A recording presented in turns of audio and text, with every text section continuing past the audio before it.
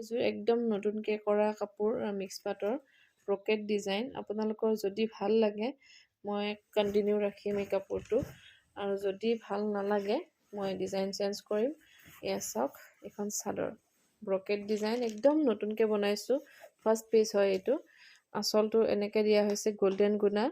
তাৰপিছত চিলভাৰ গুণাৰ জালি আকৌ গোল্ডেন গুণা আৰু গোটেই বডিটো ব্লেংক থাকিব যিহেতু ব্ৰকেট ডিজাইনবোৰ তেনেকুৱাই থাকে খুব ধুনীয়াকৈ কৰা হৈছে এইকেইটা